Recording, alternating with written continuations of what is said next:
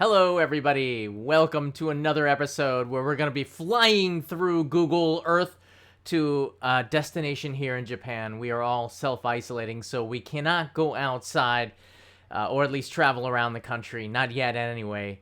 The state of emergency here in this area, Tokyo, ends on May 31st, and then after that, I can explore and take you with me. But until then, we are limited by Google Earth, which is right here. This amazing software that allows us to travel anywhere around the world and take you on a virtual trip. Now, I've got here Google Earth open, and we're going to go down into Hiroshima or Miyajima, an island that is so beloved that by me that I love to go here sometimes on Google Maps, Google Earth, Street View, and we're gonna do that. And I got a lot of stories to tell you all about Miyajima, so let's get going on this amazing tour. So first we're gonna start right here. This is Hiroshima City, and you can see the urban area where there's not a lot of vegetation. A lot of rivers going through there. It's a really beautiful city. I lived in a place north of the castle. Do you see the moat, the square in the center of your screen? I lived in an area called Yokogawa for about a year and a half, 2 years, in the year 1999 and 2001. And the train tracks that arc above the city, that's where Yokogawa is, in the north part of your screen right now. And I want to show you the atomic bomb dome, called the A bomb dome. This is the Peace Park. I would often walk through here when I was working, going to a shopping street called Hondori.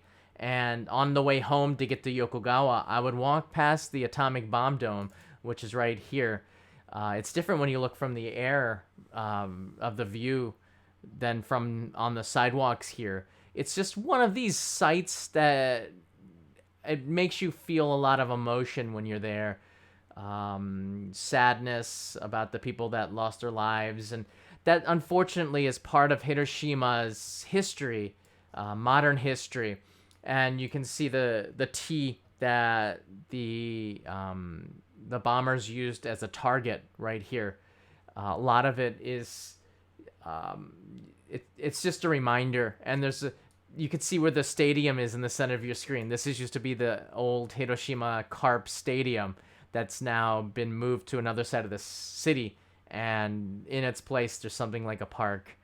But Hiroshima as a city is such a beautiful city despite its modern history, because of all these rivers and waterways going through it right off of the sea, inlet sea. And I'm going to take you out now. This is just not that far away, is Miyajima. Now, this island is very special, as I said in the start, because it's like its own little world. On it, there are deer that are the first things that will welcome you when you get there. And you cannot help but you cannot help falling in love with this, because it's just such a tranquil place. And if you've never been to Miyajima before, I highly recommend this. You make a stop here. It should be number one on many people's itinerary. I think TripAdvisor had this as the number one spot in Japan for foreign tourists for many, many years before Fushimi Inari and some other sites around the country rightfully took some of the attention away. And it was just too crowded. I think when sites get too crowded, you can also lose some of the attraction. So we're going to go down now from, let me show you Hiroshima wide one more time. You can see the city, and then Miyajima, or Itsukushima, which is the name of the island. Itsukushima is the main shrine on there, known for the floating Torii. Now, the ferry departs from the mainland and takes about 15 minutes. It's not very expensive. A lot of you watching might have taken this trip, so definitely chime in with some of the stories you have. But for me, that ferry ride, it's about a 5-minute walk from Miyajima train station to the ferry terminal, then a 15-minute ferry ride, and when they're running quite often, it takes each ferry runs about every 15 to 30 minutes, but there are two companies. One of them is JR, and if you have a JR Rail Pass, you can ride that ferry for free.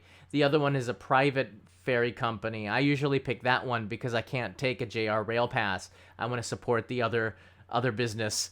But both of them will go to the same place and offer the same kind of ferry boats. There's nothing really different with that. When you arrive on Itsukushima or Miyajima right here, you are greeted by the deer. And I wanted to show you here a street view of the ferry terminal. But already you can see in this one here, there's deer. I'm going to take you just over through here using Google Street View. This is the main, I don't know, thoroughway. This is the main road that you'll take to get to Itsukushima. I'm trapped here. It's almost like a video game. Now, how do I get to the ferry? Let's get out of... I guess you can move via map here. Whoa, we just went inside of a shop. How cool is that? This is really cool. All right, here is the ferry terminal, and boom. All right, right in front of us is the ferry terminal. I don't remember this big road being here. Let's see, the Google Maps teams couldn't get over there, but already you can see there aren't a lot of people here. All right, here we go. Here's the sign telling us Itsukushima is here. We don't see any deer, though. That's kind of scary. It's kind of scary. Not a lot of tourists. I wonder when they did this Google map. This is odd. Oh, all the shops are closed. So that means it must have been done when a lot of people weren't around. But I'm going to be showing you in this episode videos from my 2003 hitchhiking trip when I was camping. And I'm going to show you a spot where you can also camp. Where are the deer? This is insane. This is so wrong. There should be like loads of deer. Look, the gate is even closed. This is the gate that leads towards Itsukushima. It's so early in the morning. Look, Google Maps team couldn't even get in through there. They had to go through the town. That's crazy. All right, what are we going to do? Luckily, we can just go by brute force through here, maybe. There you go. We brute forced, got through the other side. Now it looks like a completely different day. We're going now towards Itsukushima. There's some more tourists here. Oh, this is crazy. I don't know. I didn't remember this construction here. So we just brute forced to the other side. Oh, we're like way on the wrong area. All right. This is one place we could go.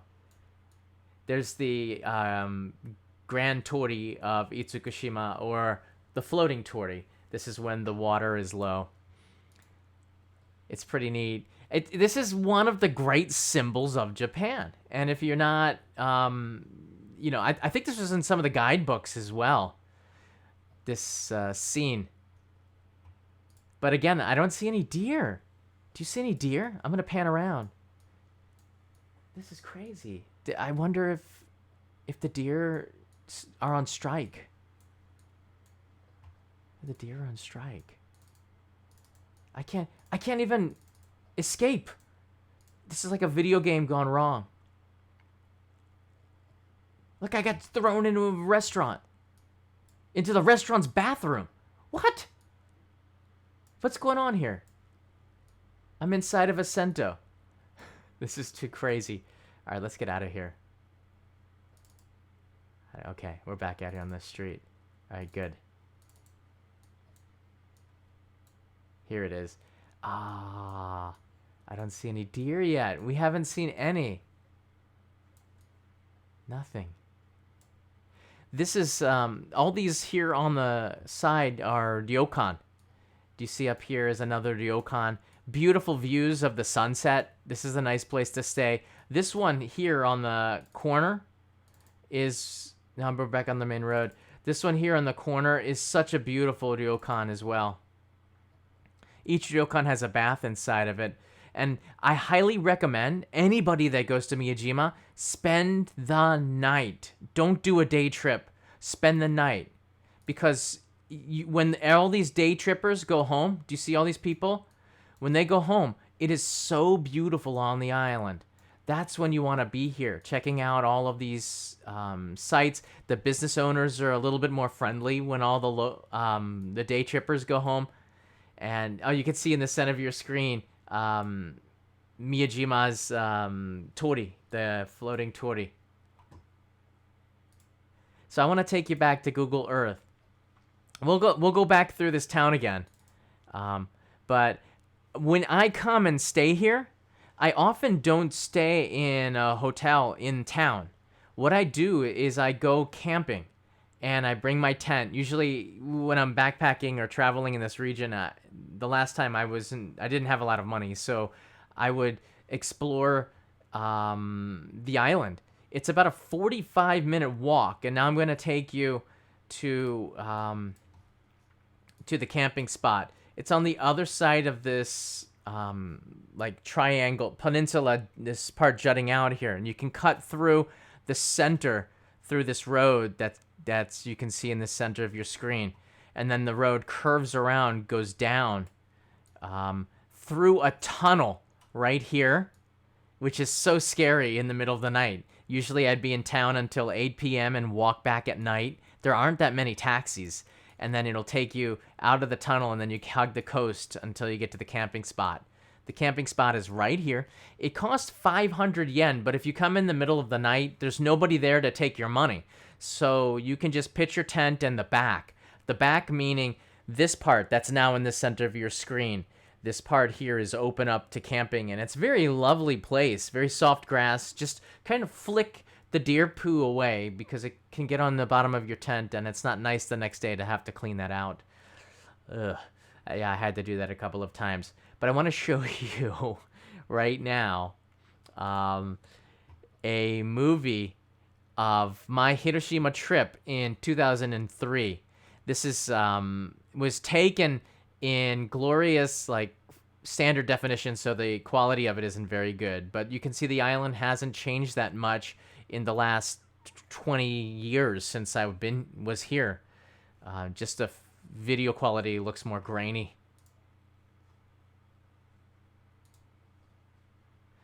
Yeah, so now we can see here the tent incident. Now, I was hitchhiking, pitched my tent here in the morning. I was eating some bread, and did you see right there? The deer took his teeth and opened up the tent, and he stuck his head in. This is how crazy the deer are. Then he went down there and grabbed something from my floor, or just a wrapper there. But this isn't the first time that this deer popped into my tent. He literally ate a bread with a hot dog in it. He ate half of it and left it on the ground. But luckily I had more than one. You can see I'm still eating breakfast. Look how guilty the deer looks. Watch. Get out of here, I said. Get out of here. He knows what he did. It's awful. Look at this right here. Guilty. Guilty. Yeah. I was a lot younger than I was like 17. This is 17 years ago. It's crazy. But I was standing in front of the ferry terminal and not too far from here. Oh, there's some kids that I met when I was hitchhiking. Everybody was coming up to you and saying hi. They're picking clams, asari, or little shellfish out of the sea to make miso soup in the morning. A lot of locals. There weren't that many day trippers back in 2003. It felt like it was local. Not a lot of foreign tourists in Japan at the time. But now if you go there, you'll see mostly foreign tourists. And here I am hitchhiking again, leaving Miyajima, October 19, 2003. Convenience stores haven't changed that much. Here's a guy who picked me up. Yeah, so that's pretty interesting experience that I had at the camping spot of Miyajima. I love this place. I've been staying here for over 20 years. And when I lived in Hiroshima, teaching English in 1999, I also stayed at this camp spot, and it hasn't really changed that much. The facilities have gotten a little bit better, but it's just a patch of grass, and the nice proprietor in there, he never remembers me, but I remember him. He hasn't changed in over 20 years, which is pretty funny. But yeah, the deer, huge troublemakers. They will not cooperate with you. So whatever mischief they get into, be sure that you're going to be a part of it, because they love to steal money as you put it into vending machines. It's something that has happened. My camera stopped here, so we get reset it. Yeah, it's just something that has been a problem for many years. These deers just don't like to cooperate with, put the camera back in there, cooperate with the rest of the world. They've got their own agenda. Deer just want to eat. Girls just want to have fun. Deers just want to eat. It's one of the things that you can always count on. Miyajima has been around for centuries. This is not a new tourist attraction. This isn't a tourist attraction that has been a tourist attraction for like ages. All right. So when you go there, if you do a day trip, expect it to be extremely crowded. Itsukushima Shrine right here is this is another story. So I went once during the fireworks festival to Itsukushima Shrine. Now the water, when the tide is up, will go all the way up to the shrine, and then when the tide goes out, like it looks like right here, the tide goes out, and then you can walk to the Grand Torii right there in the center of your screen. And they have a fireworks festival in the summer, and the fireworks are behind the Torii. So that's one of those images, like the most Instagrammable images, I think, of Japan. And there's not a lot of places to stay. Back when I was going there for the fireworks festivals, after the festival, the monks would allow people to sleep inside of the walkway in the shrine, and they're very hospitable. Sometimes it's kind of fuzzy because I might have been, a little tipsy, but I believe they gave us some sake to drink, and we were having a pretty good time. There weren't a lot of foreign tourists in 1999 there, but I remember spending the night here, and in the morning, the monks had gotten up quite early to clean, and we just left, the few foreigners that couldn't find a place to stay. I was very happy that they put us up for the night, and that was the first time I'd ever slept at a shrine. Shrine means they weren't monks, they were actually priests, and they were so friendly. I don't know if there was the same people there that when I was there the first time in 1999, 22 years ago, but it was very, very friendly at the time. And you will have this sort of experience as you walk around. Let me see if I can change the view back to the streets. You'll have this kind of experience when you walk around the market area. If you go early in the morning when they first open up the shop, the store owners are very friendly. They might even give you stuff for free if you buy something and say, "Oh, try this one," and then it's like, "Wow, okay, here's another 100 yen." No, it's okay. Especially if you could speak a little bit of Japanese, they're happy to communicate with tourists, because it's the tourism that really makes this island's economy go. Without tourism, there wouldn't be any economy. So that's another thing with this that really makes me happy to go and spend some money, because I know that tourism is just a big part of it. So from Itsukushima Shrine here, we're gonna move up between the ferry terminal, and in the middle you can see the town. It's kind of a circular path that goes through there, and there's two of them. There's one that is a covered shotengai. Do you see the roof, the white roof through the center of your screen? That is a shotengai, and you can walk through there in the rain, and It'll cover you from the sun. Most people will come in the summertime. The tourism is crazy in the summer, and it's good to get the sun off you because it's so hot. Behind there's another road that you can walk through. There's some mostly residents, but there are some hotels here, a lot of restaurants. And then as you go further back, there's a garden, which is beautiful to explore, and a lot of nature. Most of this island it feels like a jungle, all right? After you get from this area, and the vast majority of tourists that going to Miyajima, they don't actually... I have my own deer here, by the way, that's Okopi. They don't actually explore much of the island. In fact, I've never been to the other half of Miyajima, and that's a place that I would very much like to explore. The thing is, I don't think there are any roads to get there. You have to go by fisherman's boat, and you can navigate around the island. And that requires a little bit of money. You can pay and rent a boat. I don't think it's an actual tour that tourists do, but you can pay a fisherman, probably not from Miyajima, but maybe from the mainland too. And they'll take you out in a motorboat and you can scuttle around. It's a really fun thing to do in the summer. I've heard of friends that have done this. And you can have a pretty neat experience. Let me show you the island. Get up a little bit. Google Earth is also great because if you can't really fly a drone around the island. And I'm going to show you a place where I flew my drone when I was in Miyajima. You cannot launch where there are a lot of people. Hey, Brenda, nice to see you. Thanks for the super chat. Little emoted pearman with a cup of coffee. I could use one of those right now. If you look around, the thing that makes it hard are these here in the middle of the water. I believe this is for seaweed or nori. They're harvesting seaweed. The seaweed grows quite quick. The water is very clean and very... you can see the shallow areas, that beautiful color.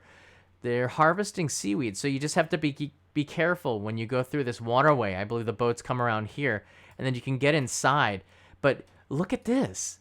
There's like beaches on the other side of Hiroshima, of Miyajima Island, that you might be able to get to if you have a boat. It's pretty clean water. This is the backside. Look at this little secret cove to Miyajima Island. I wonder if anybody ever goes here and swims, right? I don't see any roads. In fact, I don't see any paths to get around. Hey, Neko, thank you so much. Appreciate the super chat, guys. This one looks like a little path on the right side here that'll goes through. Maybe. But the thing is, that's going to take you a full day to hike out there. You're going to have to camp and maybe hike back. But I have not explored this area of the island before. It's very mountainous, as you can see. Mount Misen is in the middle of the island. Actually, it's more closer to the north side here, where the ferry terminal is. You could probably walk there in about 45 minutes or an hour, or maybe in 15 minutes if you run a little. That's one of the funny signs in Miyajima. But Mount Misen is a beautiful lookout point. Besides deer on Miyajima, you can also see... Google Earth screen is frozen, John. Okay. Yeah, sorry.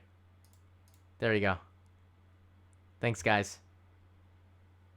No, you don't have to give me a super chat for that. That's all right. I figured it out. It's hard to run a couple of windows here. All right, let me go back and show you here.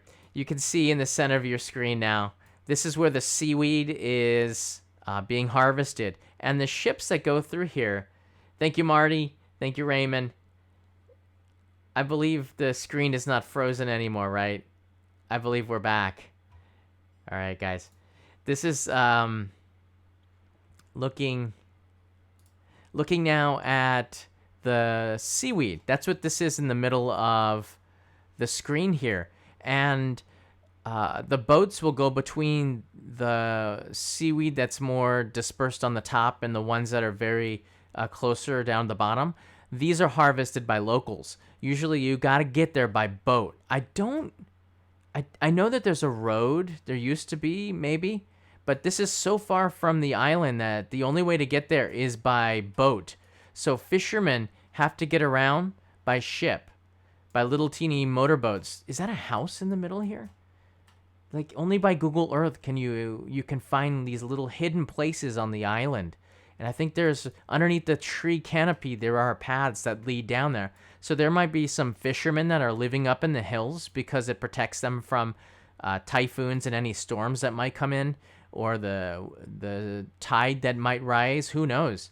But these are all, I believe, seaweed or harvesting something from the sea. It's really beautiful. But what I showed you before when the screen was frozen, if you do rent a boat from the mainland and you scuttle around, I haven't done this yet, but I've had friends who told me, you find like these secret beaches. Look at the one on the backside of Miyajima Island. Now this place, you can see it does not look like, it looks like a very beautiful beach, but doesn't look like there's any road or path. Maybe on the top there, you can see on the right side of the beach, there looks like there could be a path, but it's a very beautiful beach. Probably it takes you all day to hike there, so it's nice to bring a little motorboat to get around to the backside. But if you look at the island, right, that's a full day hike from the city center to the backside of the island to get to the secret beach. Of course, it's going to be a lot easier by boat to get there, but there's a couple of other secret beaches on the other side. I believe there's a road that takes you to right here, which is now in the center of your screen. So you can drive to here and then you have to hike down. So it might be the way to get there. It's a pretty rugged road, so you might want to take one of those smaller pickup trucks that they have in Japan. From there, I think you can either hike the beach too, but it gets pretty rocky at some points and you might have to swim around, or there's some paths that cut across, but it's not very well.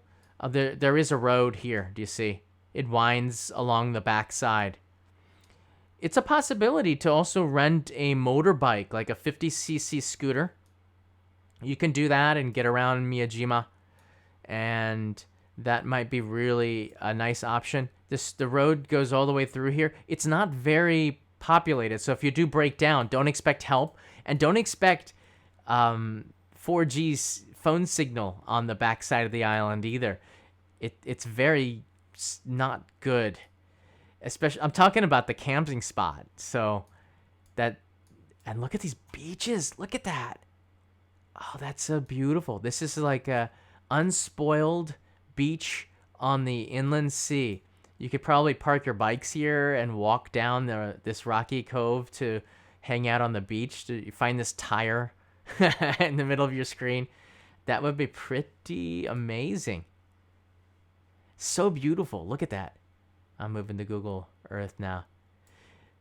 Yeah. So that's Miyajima Island. And if you do take a look from Google Earth, you can find a lot of secret things inside of this island. On the whole, it's pretty, I mean, if you look from a distance, it's not a very big island, but it will take you all day to get around. Ryan, thanks so much, because Tokyo is expensive. True story. Yeah, you can see it. We're spending like $40 for a delivery pizza here. It's pretty insane. So on the whole scope of things, all these islands on the inland sea that are between Shikoku, which is mini Australia. Do you see that right there? They're also navigable, so you can get a boat and explore the inlet sea here. They're so beautiful, especially in the summer.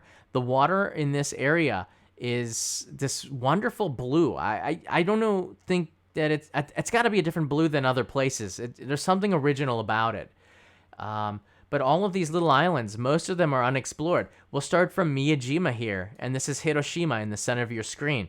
And if we just kind of float on Google Earth over this way, you'll find Kure. This is Kure, a port city. I believe the Japanese military use this as a base for boats coming in and out. You can see because it's quite sheltered. It's very easy to, once you navigate in there, none of the waves or any of the problems from the ocean is going to affect the inlet sea here. But down here, you're going to find Okunoshima. I believe that's what it's called. Otherwise known as Rapid Island. Rapid. Rabbit. That's the word. It's hard because I hear my own echo.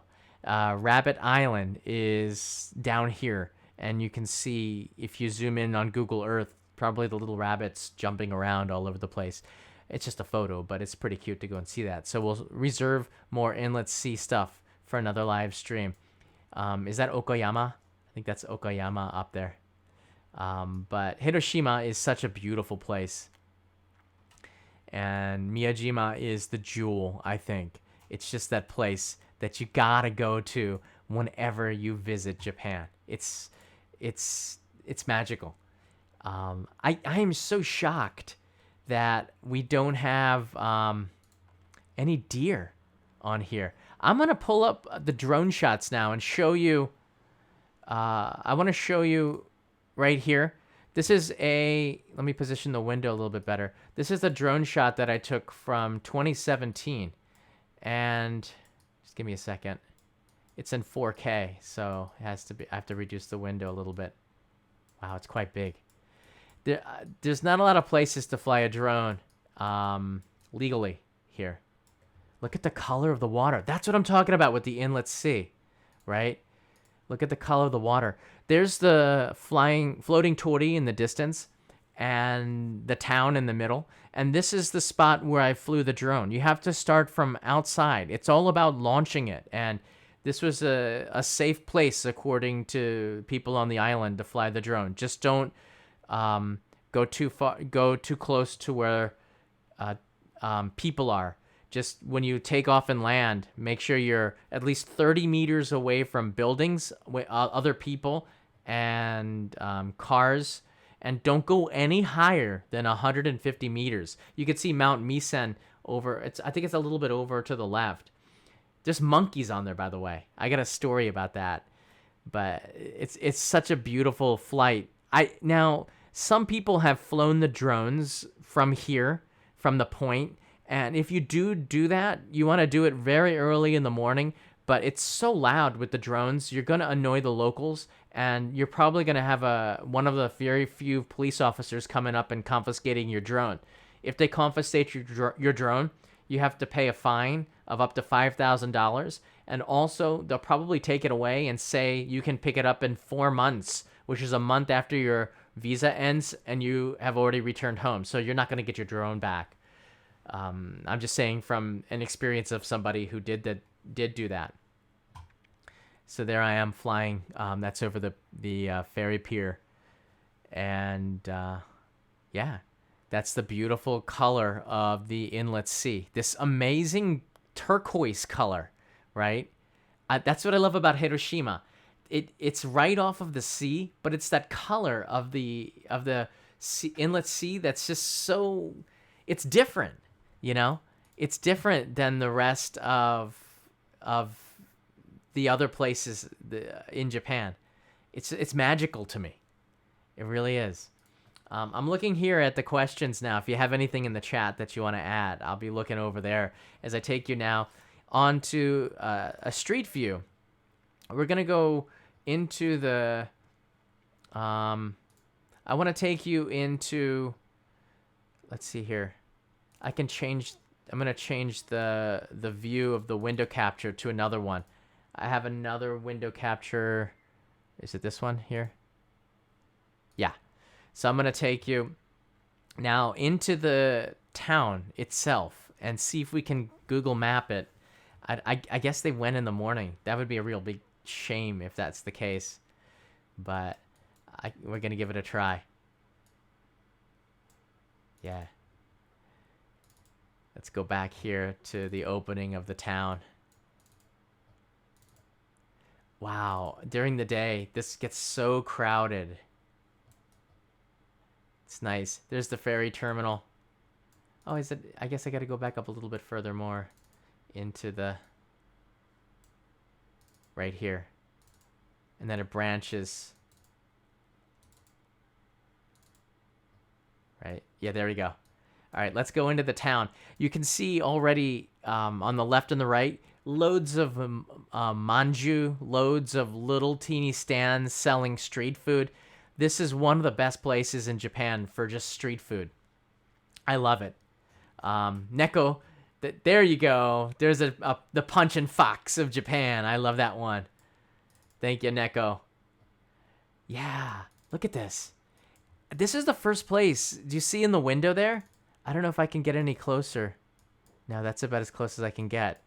If you can look in and in Japanese restaurants, they will usually put the menu out in front so you can see what's available. This isn't just for foreigners. This is also for, can you change, let's see here. John, can you change the date on the upper left?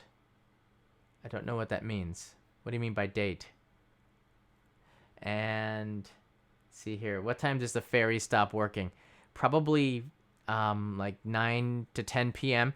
The later it goes in the day, the fewer there are. And then it goes to 1 an hour, and then they just stop. I'm guessing like maybe 11 p.m. for locals, but those ferries aren't very crowded. Most of the tourists have gone. I would stay the night. Pay a little bit more to stay the night here. It's one of the most beautiful experiences. Very traditional at night. These ryokan, you can see there's one right here. So you see the ryokan? This has ramen inside. It's got a ramen lantern outside there. Kochin. There's a beautiful ryokan. A lot of them are brand new too. And you can stay very comfortable inside. Tatami rooms, very traditional experience.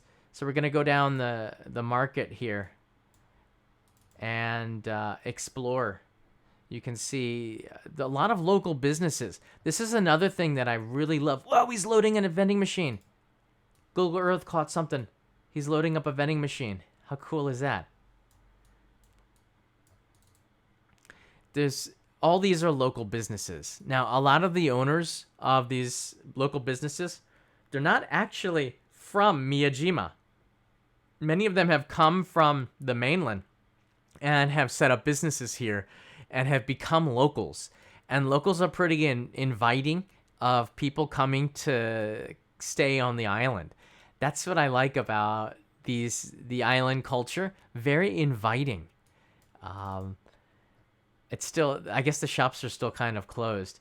Everything in this shop is 1,050 yen, about $10. That's hilarious. That was set up for tourists, obviously. Oh, look, here's a nice little restaurant. It looks like tatami booths. The seats are tatami. Oh, there's the post office. Yeah, there's the central post office in Miyajima. I've taken many postcards there to drop it off, and they put a little Miyajima postmark. If you hold on to your postcards until you get here, you can get really beautiful postmarks on your postcards from different areas. So tourist places, they know that the tourists like those postmarks. So some of the postmarks might have a little deer on it, or they'll have a torii on it, or something. Just like the manhole covers of Japan, the post office kind of goes along with the fun of the local regions. Oh, do you see right there? There's an umbrella. Now you can buy these all over Japan, but Japanese umbrellas have more than just 5 sticks that make it puff out. I don't know what they're called. Japanese umbrellas might have 24, and it makes it a little bit heavier, but it's so beautiful and pleasing also, and it gives it a better shape to the umbrellas. And many of them have now Japanese patterns on the outside. You can't see them until it rains, and when it rains, they get darker, and then it's almost makes you excited on a rainy day like today we have in Tokyo. So there's Japanese umbrellas. They can go anywhere between $10 to $25. You get what you pay for, just so you know. You're not getting ripped off. You get what you pay for. This is a large paddle. I can't remember the history of it, but I remember this is also where the markets start. It wasn't so far here. I don't know if this was taken maybe before they put the top in there. That in the middle of your screen is a momiji leaf. Do you see that there? The momiji leaf is a symbol of Miyajima, the island, Itsukushima. And behind this town, there's a lot of parks that have momiji leaves. And in the autumn, they're so beautiful. Momiji are, what is it, like a Japanese maple or like a dogwood? I forget what it's called. Japanese maple leaf, maybe.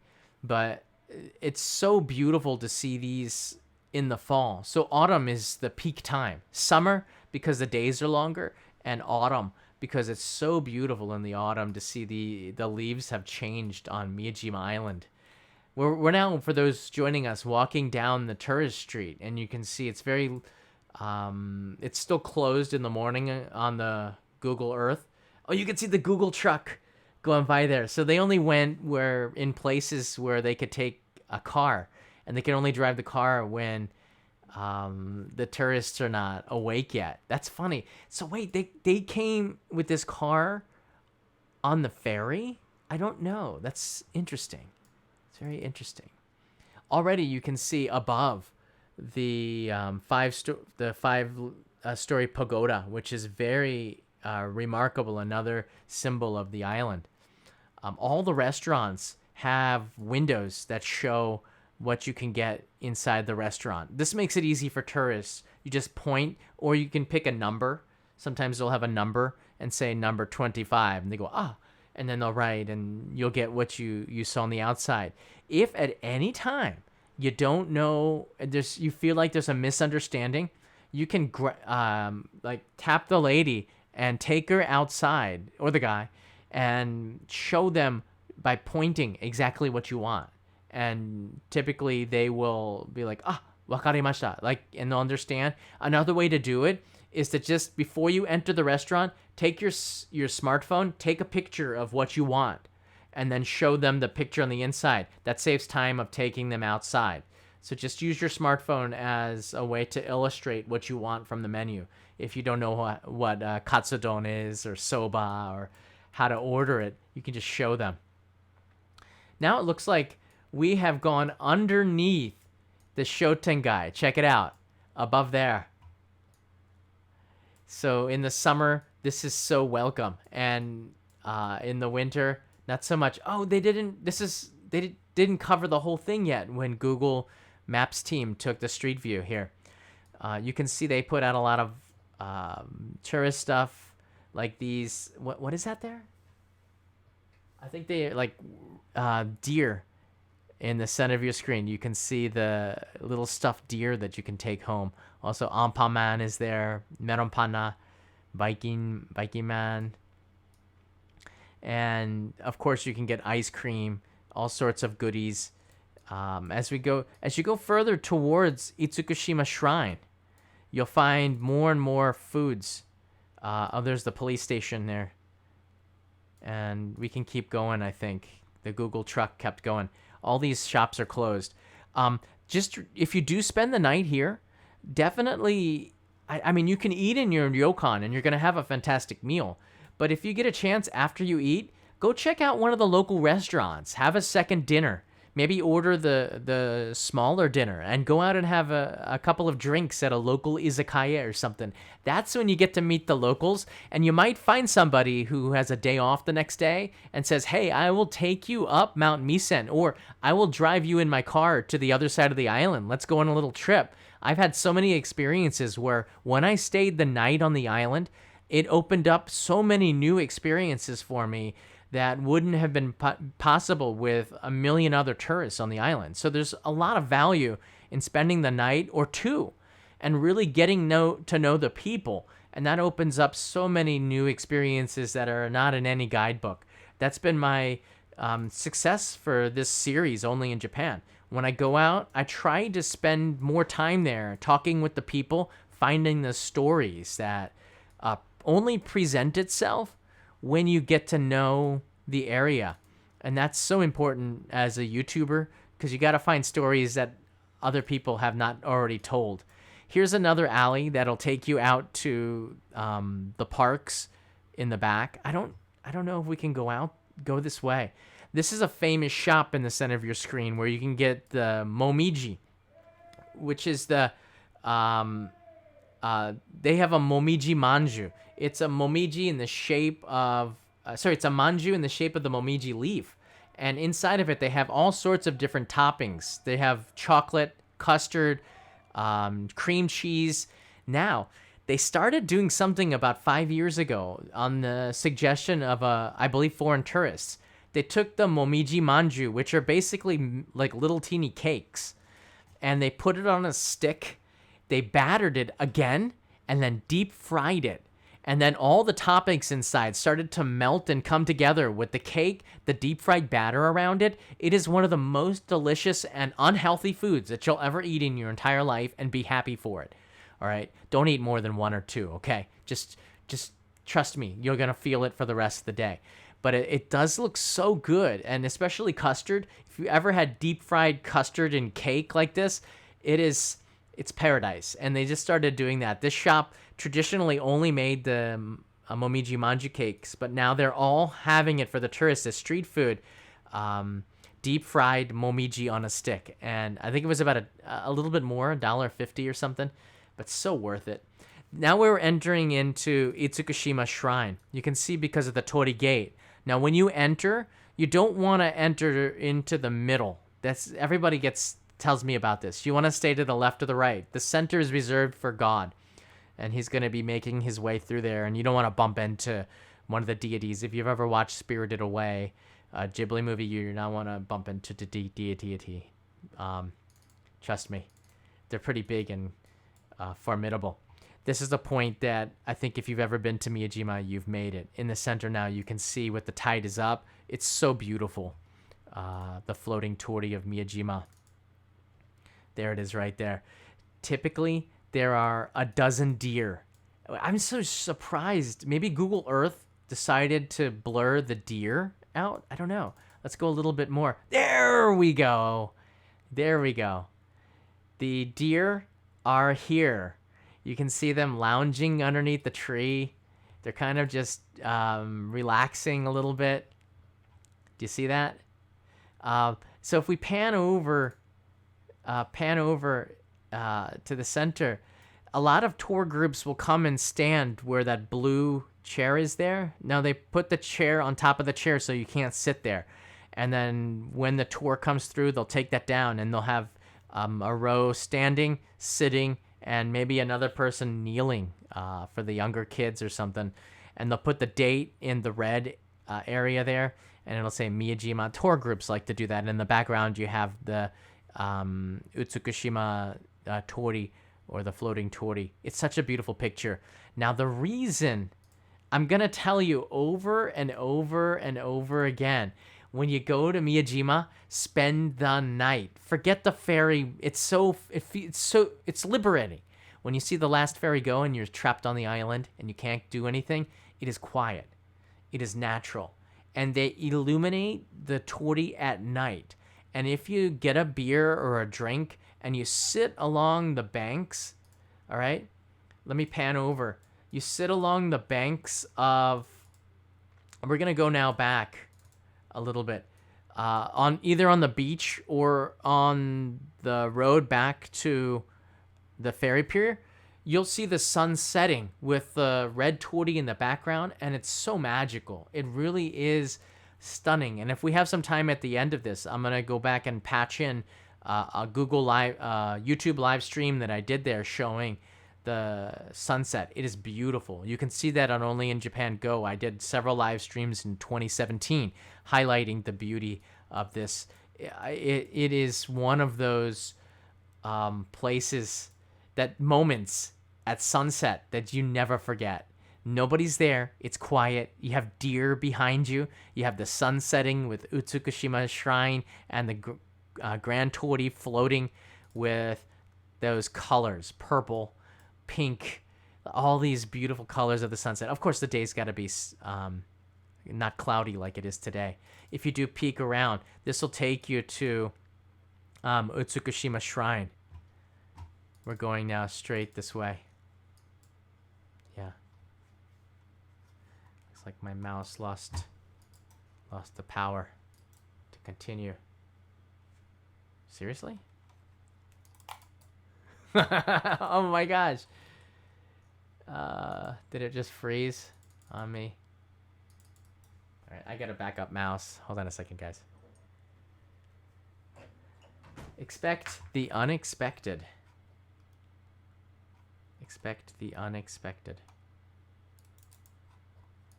This would be the unexpected. Give me 30 seconds as I try to get the mouse back up.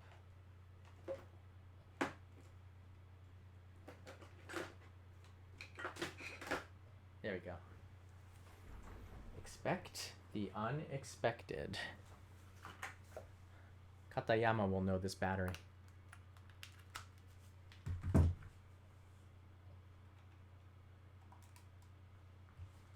are back. This mouse never dies like this.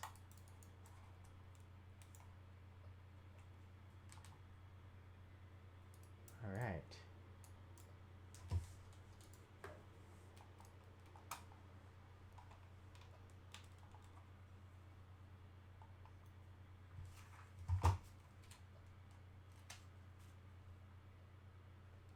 Is it the wire or the charger? Interesting. Not really.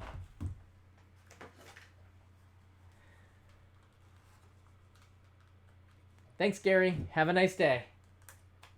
Seeing some... That's the wire.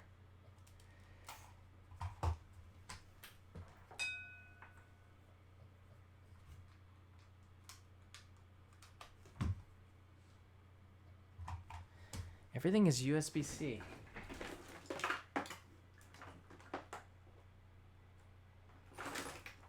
This is even longer.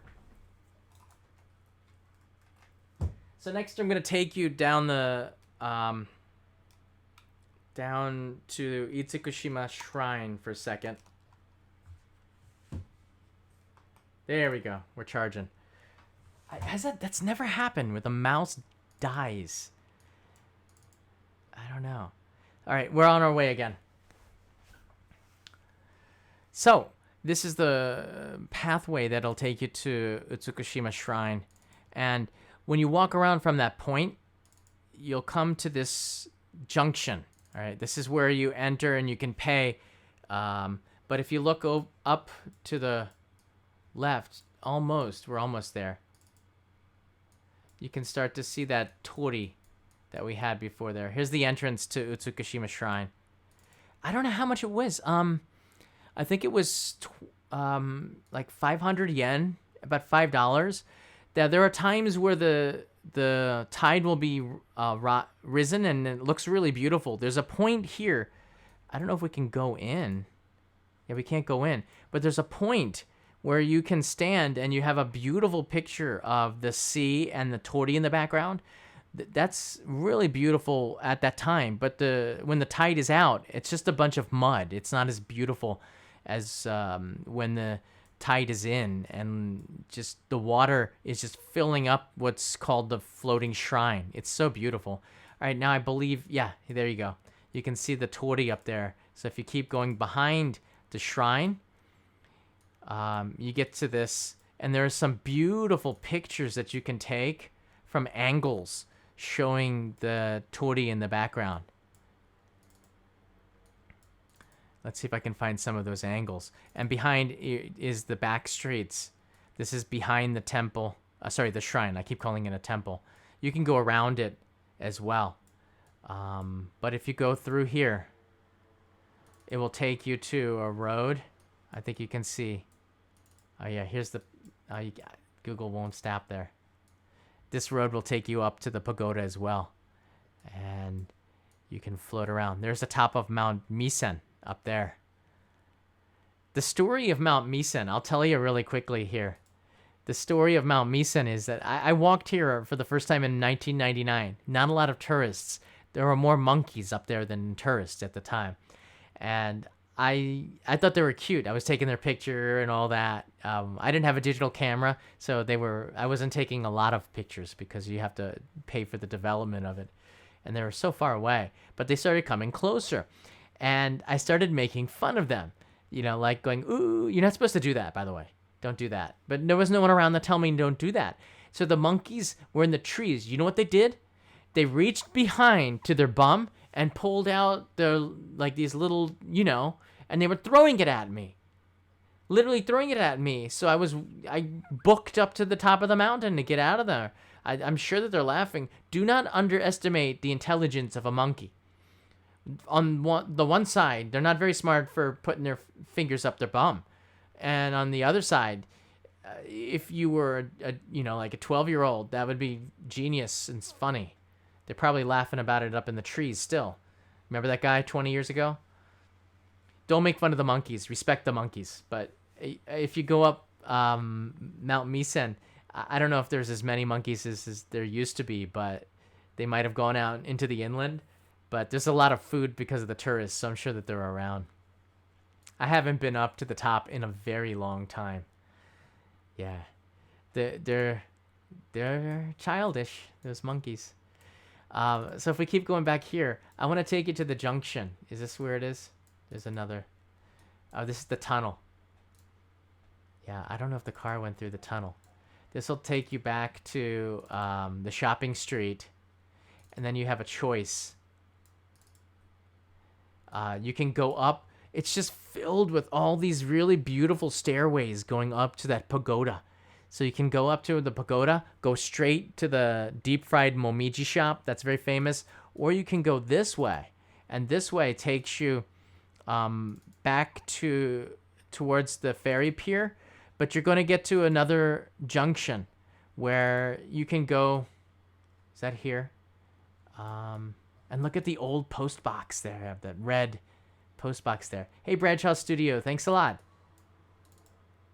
Just take you down the street a little bit. Look at these old wooden buildings. I love it back in the back streets of it. That's you can't miss the back streets. It's worth exploring away from the tourists. And on a hot summer day when you get tired of having tourists all around, this is the nice part of the town. You can get up there. Maybe it's back towards the temple, but if you go in the back away from the town, there's some very beautiful gardens, very natural places where you can take pictures. This looks like I can't go up the stairs here. This is where the locals live on this part. But in general, I guess right here we'll go. Yeah. So you can go towards Mount Misen. You'll find a lot of very beautiful gardens. That's where you would go to see the momiji, the Japanese maple leaves, in the fall. It's so beautiful. There's streams going by. It's very natural. There are some deer. The deer are more in their natural habitat. And for those going to the camping spot on the other side, if you're looking at the Google Earth, you remember, if you go back to the camping spot, I guarantee you're going to see those deer in their natural habitat. They're in attack mode. Those deer by the camping spot are like wild deer. They don't see so many tourists, so they're not spoiled. If you use the satellite, sometimes you can see some of the deer just walking around this area. You'll see a lot of babies back here too. This is the camping spot, which is nice to go. Yeah. Miyajima in all of its beauty is the perfect place that you have to stop at when you go to Japan and you want to go to Hiroshima. That's good. Do the city as a day trip and spend the night on Miyajima. Do the opposite of what people are typically doing. You're looking for nightlife. Miyajima does have some. They do have izakayas. But you're going to want to get a good night's sleep, wake up early, and enjoy the island before it is so overcrowded by day trippers. The times between 5 a.m. in the summer, 5 a.m. to 9 a.m. when the ferries start coming, is a magical time on the island. It is so peaceful to go for a morning walk. And the time at night between 6 p.m. and 10 p.m. is also very, very nice. With the sun setting, the town is so much more relaxed because the population is way down in the village, and that's the time that you want to see this island. I don't know. To me, I can't wait for this self-isolation to be finished and I can go and travel again. Trevor Beck writes in here, John, just wanted to tell you that you're my favorite Japan YouTuber. Also, yeah, I can't even say that, Trevor. I know what you're talking about. Go Bucks. But thank you. It's Big Ten. Go Big Ten. Thank you, Bradshaw Studio. I really do appreciate that. A torii, so Ramsey Silent, thanks for writing in. A torii is a traditional Japanese gate most commonly found at the entrance of Shinto shrines. That is very symbolic, marks the transformation from the mundane to the sacred, very much so. And when you cross underneath one of them, you do feel more, you can feel more of the spirit. So a lot of the torii gates are very, very, and what you see in the screen here is Miyajima. A lot of the torii gates are very massive in scale. There's the Heian Torii Gate in Kyoto, which is a bright orange. It's massive. You can see it from far away. There's the massive Torii Gate at Yasukuni Shrine in Tokyo. You can see this from quite a ways away. When you go underneath it with the massive size of it, you do feel like you are in another world. That's part of it, the surrealness of the size of these gates. A lot of people don't know, by the way, the gate at Yasukuni, you can go inside of it. There's a stairway that leads up to the top. One of the Shinto priests told me about it. He said, one day I'll take you up there. I'm still waiting on that one day, but I'd love to go and see that. Some of the other torii gates, also the massive ones, there's a couple in Niigata that you can drive underneath. There's the one at Izumo Taisha in Shimane Prefecture. Izumo Taisha, one of the big important shrines in the country. They are very impressive. That would be an episode on its own, just the torii gates. Right now I'm taking some of your questions here, if you have any on traveling in Japan or traveling to Hiroshima, or if you want to share some stories, definitely write it in the comments right here. And I will be very happy to read it out loud and talk a little bit about Japan. I really enjoy these Google Earth streams because it gives me a chance to not just relive the old memories that I've had, but also, oh, no way! Do you see that? That's a battery vending machine. How do I zoom in on that? Old Toshiba battery vending machine that you don't see very often anymore. You can get 2 packs because tourists would come here with their Walkmans back in the 1980s, and they would need batteries when they ran out. You couldn't recharge the batteries, so they would go to these vending machines from the hotels to get to recharge their Walkmans, to have some battery sources. They're not so popular now because we all have lithium-ion rechargeable batteries by USB, but back in the day, you'll still see some of these battery vending machines. How cool is that? Yeah. So we're now going through the back streets of Miyajima while I look for your I'm looking for some of the questions that you might have. Tasty Chronicles is here. Welcome, Tasty. Yeah, the back streets of Miyajima are really beautiful. What's it like in January? That's a good question. In January, now we're back out where the deer are usually sitting, hanging out here. You know, I know why the deer aren't here, because there's no tourists. There's one right in the middle of your screen. Sunny, that's a great question. In January, there's still a lot of tourists. People are always traveling to Japan. It's just colder. The days are shorter. You're going to want to bundle up. There's sometimes a cold wind coming off of the inlet sea, but it's less crowded, which is a good thing. And if you're staying at a ryokan, you have the luxury of walking around the village and it's not so crowded, but also you're going to be spending more time in appreciating the ryokan, the place that you stayed. So a lot of the people who take the ferry to Miyajima in the winter will more take advantage of the restaurants and the izakaya and the small island hospitality because it's different from the mainland. That's what it's like in January. You can't stay out as much, but it's not. Hiroshima is further southwest, so it's not as cold as Tokyo. It's more fairer. It gets down to about 8 to 12 degrees in the winter, so it's not too cold. It's above freezing.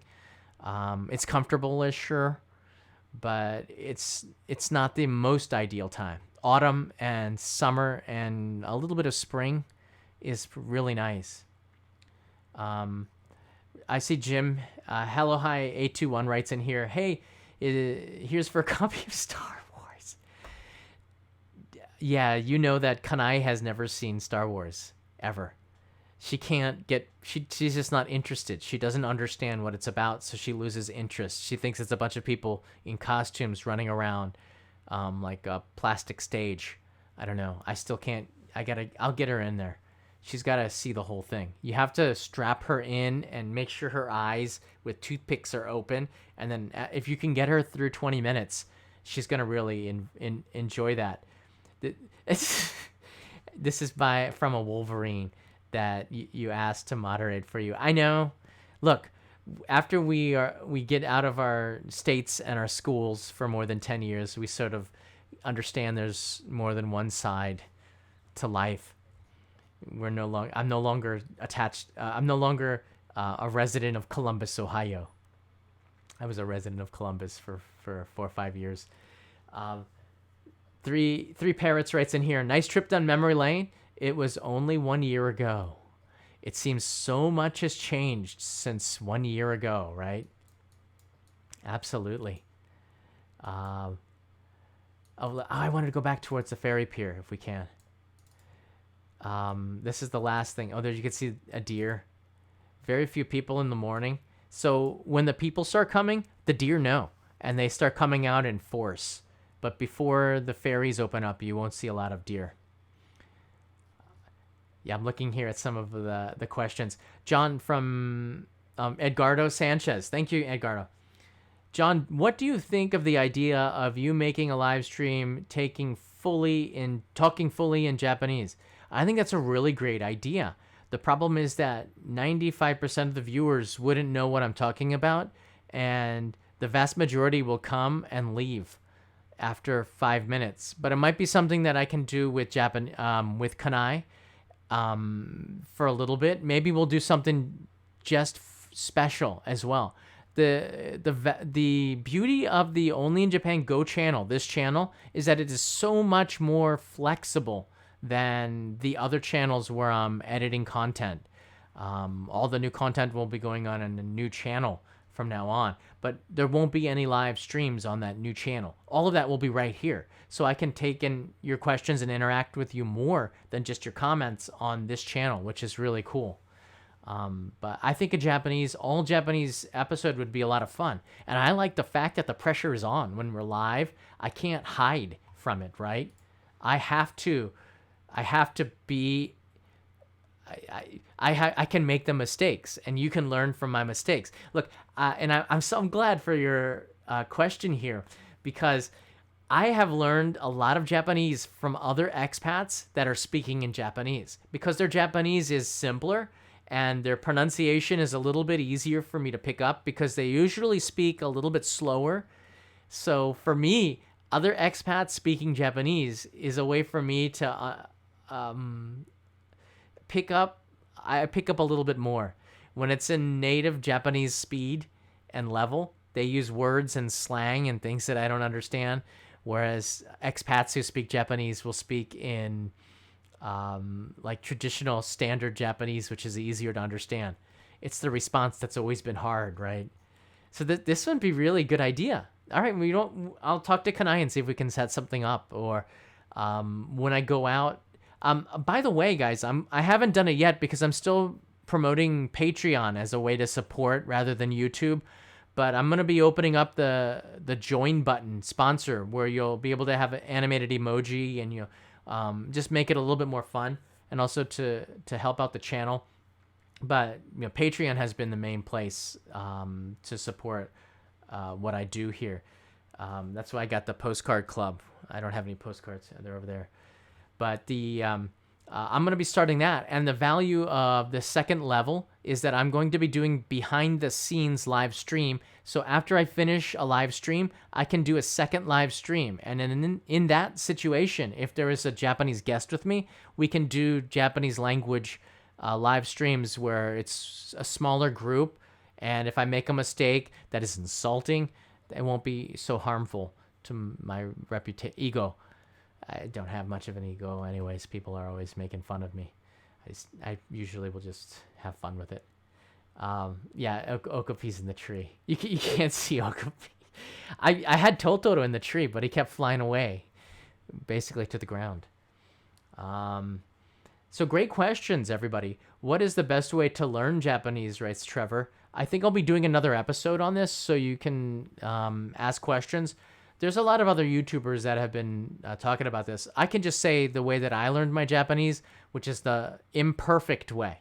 Live here, be immersed in it, learn all the big bad mistakes, and never take a class because nobody will ever correct you, and continuously making the same mistakes until they're habits and very hard to break again. I learned by studying from books and going to Mr. Donuts and talking with women that were in their 70s and 80s who had a lot of free time. They were pretty strict, actually. They're pretty strict, but a lot of them thought that my mistakes were cute and they never corrected me, which is a problem. If you're learning English and you go to America, the Americans will tell you right away, like, oh, you don't say it like this, you say it like this. Oh, you forgot to say a and the. They'll tell you. But in Japan, they don't want to create a confrontation, so they're hesitant to correct you. The result is my Japanese, which is not fluent. And anybody who is fluent knows that my Japanese is not that great. It's conversational, and I can get around, and I can have a conversation with people, and I understand about like 90%. There's some vocabulary that's above my head, but I can figure it out in context. But there are so many other YouTubers that speak better than me, and I think that I can always study and learn more. I'd love to go to a school. The problem is when I do this sample lessons, I'm like disqualified because it's too easy what they're teaching me, and it's not interesting to me, or or they can't assess my level because I understand exactly what they're saying. So they put me in an advanced level, and then I can't understand anything that they're writing. So I'm a very weird level for schools, so I would need a private lesson. Maybe I'll do it, I think this would be good to look for online lessons. Online lessons would be fun. I'm looking here for some of the questions. Hi, John. Is it better to learn formal Japanese language from the start? You know what? Okay, this is something that I learned from a marketing executive from drinking with him and getting work. And by the way, I got most of my jobs not in meetings, but drinking with the people afterwards, because that's when they became friends and we could discuss the looser parts of it without being overly formal, because I can't speak formal Japanese so well. I think it's good to learn formal Japanese. You should learn beautiful Japanese the way that it was meant to be learned, not the way that I learned it. The first thing that you can do is to make flashcards and learn hiragana and katakana. A, I, U, E, O. Hold it up and turn it around, and then get your mind to recognize the katakana and the hiragana symbols. After you do that, then start learning Japanese. Don't start learning Japanese with Roman letters in the 26-letter alphabet that we read books in. Learn Japanese from hiragana and katakana. So make flashcards, and then learn from the flashcards. I think you can learn it in 3-4 days. If you just take it out several times a day, turn it around and quiz yourself, you'll learn it very fast. And then after that, start learning Japanese the right way in A, I, U, E, O, Kaki, Kuke, Ko, instead of learning it in the Roman letters. Once you start learning it in Roman letters, it'll take you twice the amount of time, and you won't have the pronunciation right. You're learning a survival book, like they did, Japanese Made Easy or something. Japanese is easy, but you should learn it. It's actually easy when you learn the principles of it, but you have to learn basic Japanese. But you have to learn how it works through hiragana and katakana first, and then it makes sense. If you don't learn it, hiragana and katakana, it won't make sense to you.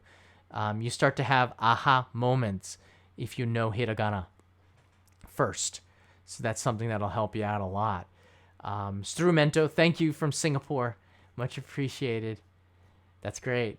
We would love. We were supposed to be traveling to the west coast of the U.S., to Singapore, to the Philippines. We were gonna jet around in March, and because of this, we've been just like you, having to stay home. Singapore is back up on our hire an itinerary to go back and visit too. We just couldn't go. So thanks for that. Looking here at the questions, there are a bunch of YouTubers who put together lessons, some free. Yeah, I think that that's great, and I think that sharing, the great thing about YouTube is you have an ability to share stuff that you've learned, and if you can create an interesting lesson for Japanese on YouTube, I think that's a great way to start. And having interaction, I think it's best to have a teacher, somebody who knows your weaknesses and strengths and catch ball, make mistakes and learn from. That's the only way to really become conversational. But to learn the basics, YouTube is great. You can learn a lot of things. Yeah. There's a lot of it are free. Go exhaust your free. Exhaust all of the free stuff that you can do. That's what I do. Exhaust all your free avenues, and then when you can't go any further, you start to pay. That's what most people do. Right? I'm right. Yeah. I thought John is so fluent in Japanese, isn't he? Udon. Compared to you, yes. Compared to most, to Kanai, no. Compared to some Japanese, no. I can give a speech, and I've been on TV live speaking Japanese. I don't know. Wait, hold on. Is there? Can I pull up? Let me. I think maybe I'll be able to pull up something from TV if I have it. I don't see any. I'm looking for some videos I can pull up. This is drone footage from Miyajima that I took a while ago. So I'm looking now for any video from when I was on Japanese TV. I don't see it. I don't think I don't have it queued up. Nothing from NHK either. Yeah, I don't have anything here. Unfortunately, I thought I did. Yeah, I got the hard drives going in the background. The advantages to, let's see here.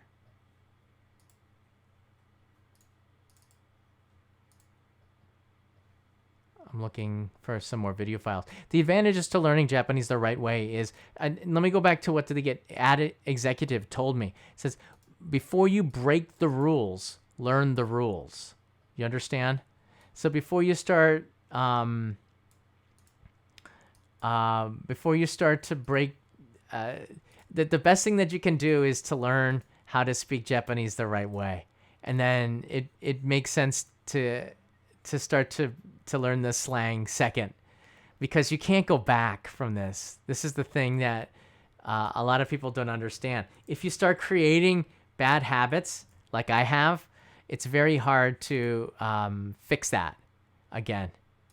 And I'm trying to pull up here some Miyajima. I guess I don't have it. That's a shame.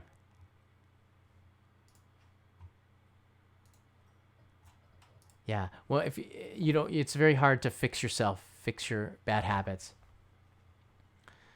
Some more questions. I'll take one more before I gotta eat lunch. Kids in the hall reference. No, that's where I am in reading your questions. I'm sure I missed a dozen of them. There are a bunch of YouTubers. Okay. Now I'm back to what last time I saw. Duolingo is pretty good.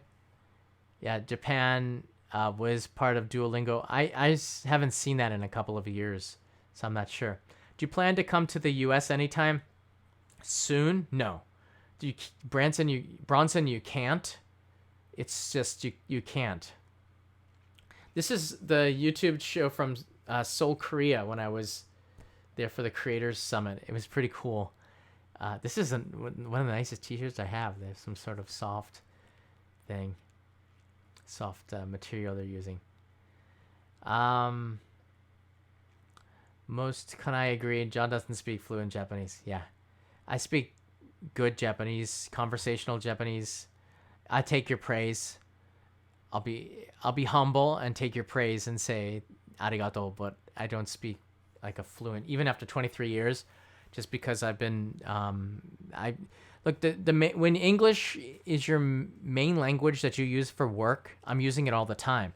Kanai and I speak mostly Japanese, but she's through brute force trying to speak English all the time, and I said to us, in Japan we speak Japanese, and she doesn't agree, so she just speaks English and then I speak Japanese, and we never correct each other, and it gets a little impossible feeling sometimes.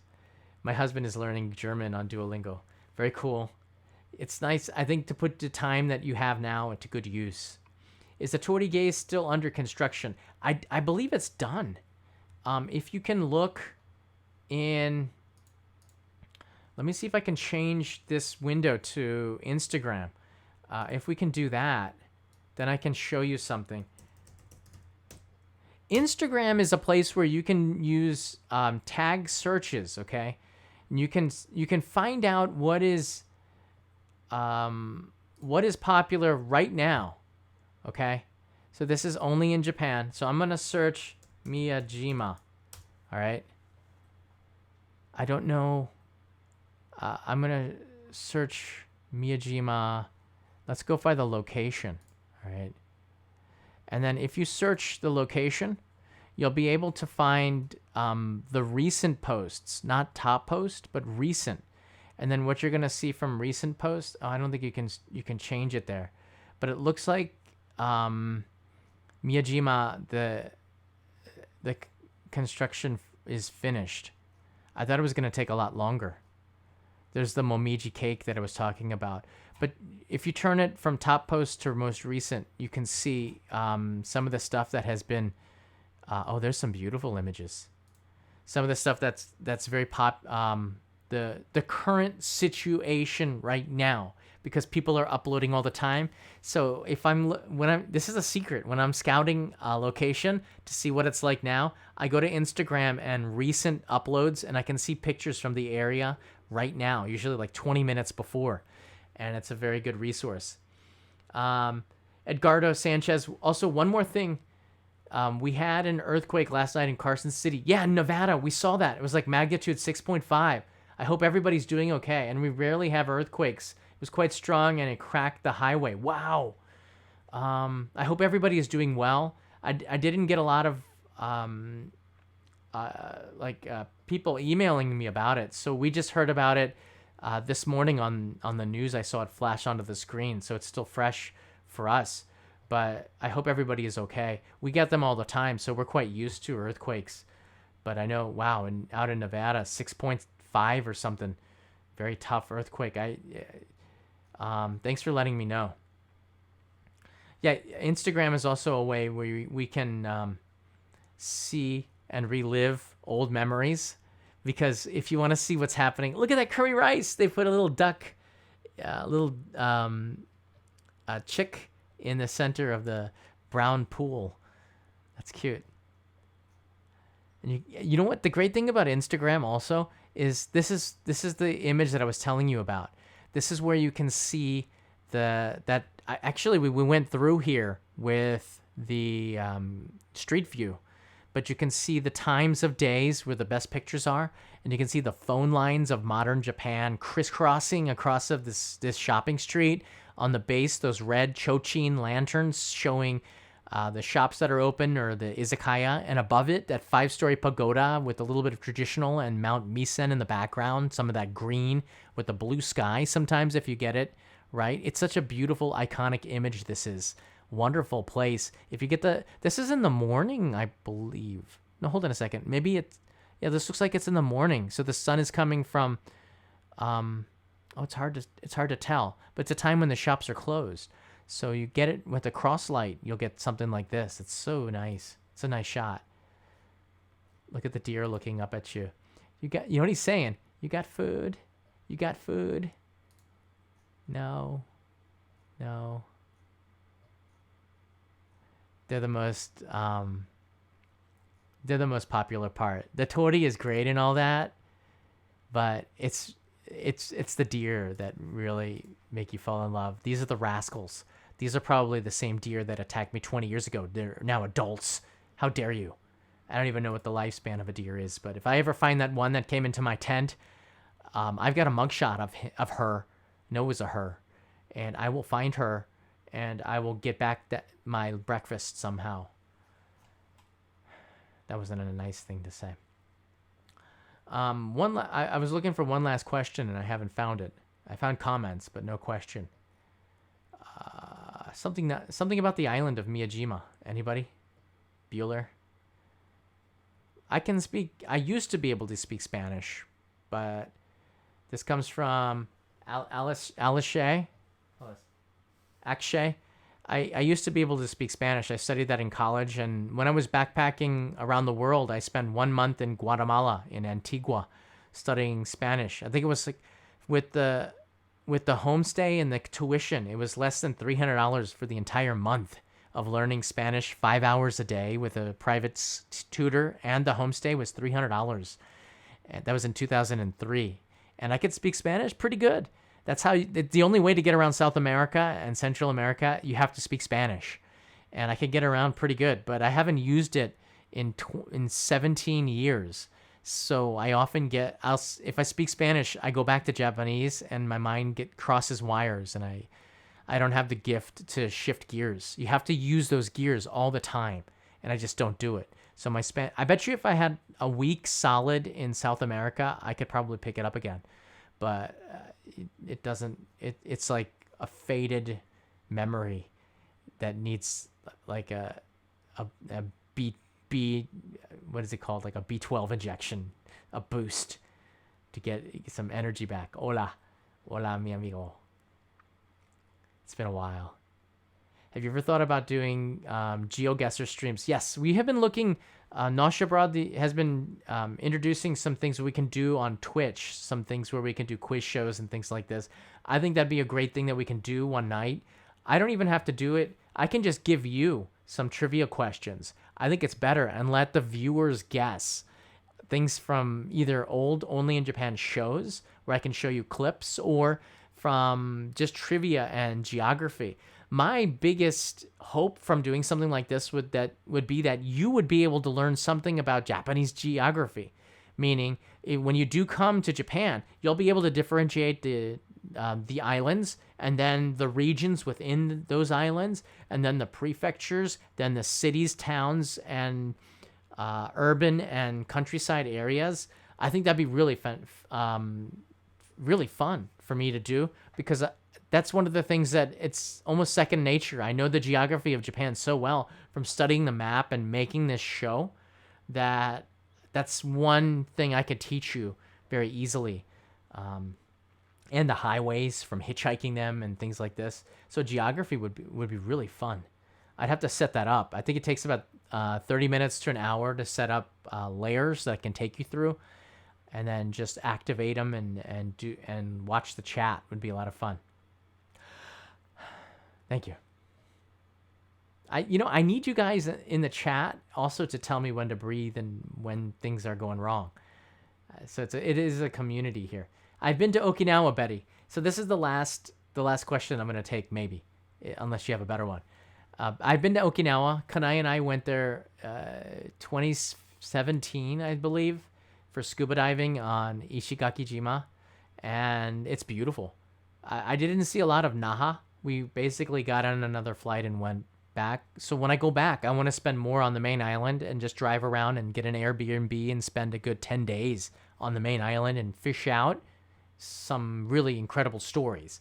Okinawa's got some tales that have to be told, and people just go there and they look at the resorts and things like this, some of the street food and stuff, but there's some background stuff that is extraordinary in different areas of the island, and then the other islands themselves, as well as some of the islands that are near Okinawa that are part of Kagoshima, would also be something that I'd like to cover. And getting there by boat, there's so many different angles to tell a story. I'll never run out of material, and getting there and spending time is the only way to do that. So I'm looking forward to going back. We were going to go back to Okinawa this year, so I was going to be there in the winter, February, after Hokkaido. I was planning to get on a plane and go to Okinawa to film some episodes, but because of what happened, I had to bail and take a step back from that. I also had another video that I was going to do up in Fukushima that was canceled. A lot of the location shoots I did were canceled. So I'm now replanning them now for June after the state of emergency ends. I'm going to go back and take a look at those places and make more episodes. But Okinawa is a place that's definitely summer is bad because of the typhoons. If the typhoon hits, you don't want to be on Okinawa for a couple of days. It's pretty tough, and then life just springs back because they're used to it. But it's not one of the places that you want to be when there's a typhoon, as well as Ogasawara and Aogashima and some of the islands. Yeah, you don't want to be there when the typhoon rolls through. Live stream in Okinawa, I don't have any because we were there before I guess it was 2016. This is before I started Only in Japan Go in 2017. And I told you why I started Only in Japan Go, because it was a way for me to share with you the traveling without having to. Oh, look at that. Somebody was scuba diving and found some sea lions there. I didn't know that. This is what it looked like more recently. I don't know. When was this? Hold on. This was 2 days ago. Oh, so it looks like it's still under construction. This is why you look for the latest videos. It looks like they still have the scaffolding around the Torii there. That's really good to know. So this is from 2 days ago, and Instagram is good. They tagged the times when they were taken. Interesting. So that's pretty good information. So yeah, so I'll probably go back to Okinawa maybe next year now. I don't know if Kanai's up for it. Maybe we'll go in June. I don't know. It just depends on travel, and right now we shouldn't be going anywhere if you're living in Tokyo. The locals don't like it. They don't like Tokyo people around because you just never know, and we'll wait until the situation gets better. I am watching a live camera right now. PMX writes in he's watching a live camera. I'm sure there's a live camera of it somewhere. We have on our Discord server live cameras showing everything in Japan. I think every live camera is represented in our Discord server live camera. Wayne Grover writes in here, "Hi John, great stories. Glad I made it to the live stream. Hope you're not going to be crazy stuck inside. I've got coronavirus hair, so Kanai and I are going to be when we operate the join button, that'll be one of the first live streams where she shaves me down, I think, and it's going to be a lot of fun. I don't think I'm going to shave it all off. I'm pretty sure we're just going to do the sides and the back. I got to live with myself. There's got to be life after this. And I don't want to wear the hat in the summer. But we'll do that. Thank you, Wayne. I appreciate that very much. I hope so too. But we're about 15 days away from the state of emergency ending, and then I'm planning already videos to go out and start to film again. So we'll be able to queue up that, and the new channel will be launching and just as soon as the animated opening is done. I'm just waiting for the animators to finish up any work that they're doing there. Good. I think somebody shared the link to the Miyajima live stream camera. Guys, I really appreciate the questions here. Is there every other Australian dislikes Sydney people? What? Vaughn? These have nothing to do with Miyajima. I have been living with bald for years. We all have. I have a receding hairline that has no limits. I get people, usually they're teenagers who have not had to go through adulthood yet, who can see the receding hairlines. And look, it's a part of life. You only live once. Move on. Get beyond it. And get back to the stories, because that's what people really care about, not what you look like. But if you're an interesting person, don't let the way that you look affect the way you live your life. All right. Just shout out to all the young people. Is it easy to get around Miyajima for elderly? I think there is some walking. It's an island. But the thing is, if you're going for a day trip, Clark, thank you so much for asking this. This is from Clark Art. If you're doing a day trip, It's about a 5-10 minute walk from the train station to get to the ferry pier. Of course, you don't have to walk on the ferry, but to get onto the ferry does require a little bit of effort. When you say elderly, my feeling is you can still get around okay, because if you can get on the airplane and travel here, then you're mobile. When you get to Miyajima, you're gonna have to walk a little bit, but the village is very small, that area, and walking to your hotel probably is gonna be about 5-10 minutes. Sometimes if the hotel is not in the area, they have a van that will pick you up and take you there. And when you are settled in your room, the van will take you back to the town anytime that you want. That's how they get people to pick their hotel. They have this service. And you can, in the village, I think it's about 1 or 2 or 3 kilometers, but you can walk around and do a very good circuit in about an hour and a half or 2 hours and see a lot and not walk that much. You can go very slowly. The one thing that is tough is in the summer months, it does get very crowded, and it can be frustrating pushing through the crowds to get from one place to the other. But other than that, I think that it's navigable. Not a lot of stairs to get around unless you're going up to Mount Misen, and that requires hiking, or going up to the pagoda. It's pretty flat to walk around. There's a little bit of hills, but it's such a pretty easy island to get to and to get around. It's only a 15-minute ferry ride. So I know you're going to love it. You have to go to Miyajima. I stayed at the Hotel Miyajima Via, which is about a 2-minute walk. Really nice hotel. Yeah, you got to stay in Miyajima. And now it looks like the Torii is still under construction, but Instagram is one of the secrets that I use. Oh, there's the deep fried momiji. Do you see that? It's the cake on a stick that's been deep fried, and then they put it in this little envelope so then the guts don't drip all over your hand, or the oil or something, I guess. And it's so beautiful. It's so delicious. Oh, no, I can stop it. No, I'm tag surfing. If you surf, you can click tags and you can surf it. It is so good, this thing. I am tortured looking at it. Oh, look at that. The green tea ice cream with the momiji cake inside. The momiji manju. That looks so good. The street food here is legendary. There's the ferry with the rainbow going in the back. Instagram is great for navigating, isn't it? You can see what people are thinking and what people are what's popular right now. Looking at the most recent uploads. And this looks like old stuff, right? When was this posted? This was from 6 days ago. Interesting. People are just posting old pictures, so sometimes it's hard to gauge it, but you can see probably on the island, there aren't a lot of people going there to visit right now, so it might be a good time. That's an interesting one. Looks like some sort of waffle pressed momiji. Yeah. Irvan writes in here about Hakodate. Interesting. Yeah, I'd love to go to Hakodate again. That is one of the best places. Irvan knows. That's one of the best places to go to eat. Hakodate. Oh, all right. You know what? Next time I do, that's it. All right. So the next time I do another one of these Google Earth tours, we're gonna go to Hakodate and go take a look at the morning market there.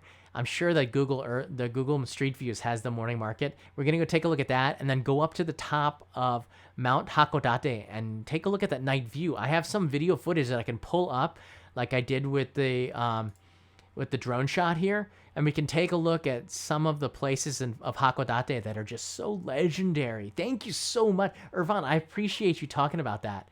Hakodate. I see the kanji for it right away. I'm like, boom, that's the next episode.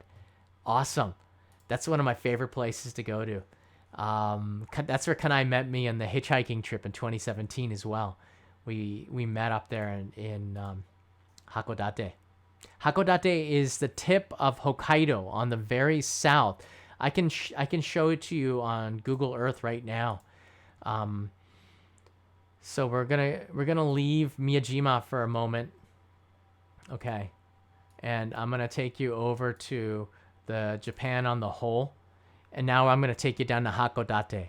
Do you know where it is? Do you see Hokkaido, the very north island right here? Hakodate is this urban area that's on the boot. It looks like kind of like in Italy right here. The heel of it, the inner heel, is Hakodate. It is stunning. Do you see that mountain right there? That's Mount Hakodate. And from here, you can look across. Wait a second. Is it? I want to make sure I got this right. Yeah, you can look across. There's a cable car. And you can look across. There we go. I'm just looking from a different angle. You can look across the city from here. It's such a beautiful vantage point. And at night, this is one of the most romantic. Do you see the city in between the sea and the bay here? The harbor? And this is also where the first town hall was, this star-shaped building. And there's a lot of history. I'll take you there in another live stream. Hakodate is so romantic. If you're doing a honeymoon, you're probably going to want to stay there. I love Hakodate. Thanks, Irvan. I appreciate so much for that. And you need to go back to eat at the same place from the Hitchhike in the Morning Market, Mr. Abuya. Yeah, I totally do. I hope he's doing okay. You know what? I'm going to get in touch with him and see if we can do something for the new channel, because I want to be honest with you. He knows that area so well, and we're really, when I left there, going back and making the video, probably a lot of you have seen that live stream and have gone back and said hi to Mr. Abuya from Only in Japan. And all right, you know what? I'm going to send him out an email, and we're going to get this rolling. I wanted to go back to go see my friend who owns a toy shop in Hokkaido. I don't know if I'm going to be able to go back there right away, but if I can sometime at the end of June, I'm going to fly up there and finish some of the episodes. And going out with Abuya on like a boat and fishing would be like the most ideal thing. I'm gonna milk my connections here, and this new channel is gonna be so exciting. Yes, I love this. I'm so stoked. Irvan, you have totally brought back so many wonderful ideas and memories. So thank you so much. Beyond the super chat, I much appreciated, and all of you for supporting the channel. This is gonna be an epic. Look, I know 2020 has been really hard for everybody. There's the Twitter and Instagram and Patreon for the support. I can't thank the community enough for the support, and I guarantee you the second half of 2020 is going to be super, super exciting. Not just the live streams anymore. I'll still do them, but it's time to focus back into edited content, and I'll be making an announcement as soon as the animated opening is done, which I'll tell you all the stuff that's going to be going on with the Only in Japan series. I am so stoked about the rest of this year, and I hope you are too, because you're coming with me. As a part of Only in Japan Go, you're coming with me, not just live, but in all the things that we do. The 360 videos are going to be coming back. All of that is coming back. So it's time to get really excited about traveling around Japan through YouTube again. Anjin-san 2021 is here. Hakodate has a streetcar system and a new bullet train station. Definitely worth the visit. Right! The bullet train station is a little bit north. That's the terminus of Hakodate. That's where I went during the hitchhiking trip. I left from Hakodate. These are stories I should save till next time. But I started up the hitchhiking trip by taking the train up to there and catching rides from there to go up to the north of Hokkaido. But the fact that the Shinkansen, and they're going to finish connecting the line in a few more years to Sapporo.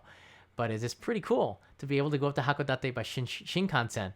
But more importantly, as a city, Hakodate is very much like Miyajima. Like, if you are thinking of a place to go, there's there's a lot of places that you should consider for your second trip. Don't stay in Tokyo, all right? I should be looking at this camera. Don't stay in Tokyo. Stop it, all right? Stay at the night and get the heck out and go and explore the rest of the country. Hakodate is a gem. Miyajima and Hiroshima are gems. All right, Kyushu and Shikoku and the places in Gifu Prefecture and Sarogashima and Kochi Prefecture. These are gems. All right, Miyazaki. I love Miyazaki. So I'm going to be taking you more to these places over the next year and a half. And I can't thank you enough for the support, everybody. Marty is really psyched up. Pearman is out. I have stoked now. I've stoked. Irvan and you guys have done that. So thanks. Thank you for that. I'll be doing another live stream. Last night I couldn't do the video game live stream because I couldn't get the sound to work, but I've downloaded Loopback and have learned it, and we'll be able to get the sounds of the video games on the screen in. So look for something tonight from the video games, and I'll be live streaming all through the weekend. It's Saturday morning here in Tokyo. So I hope that you and your family stay safe. I know we're all self-isolating. I'm going to be doing more of these Google reminiscing. I hope that you did like it. Click the thumbs up if you do. I know I didn't say that earlier, but the thumbs up really do help the channel and the video, and it does help with the notifications coming through if you do like the content. And I will see you again very, very soon. Until then, good night to the East Coast and West Coast of the U.S. Bye-bye.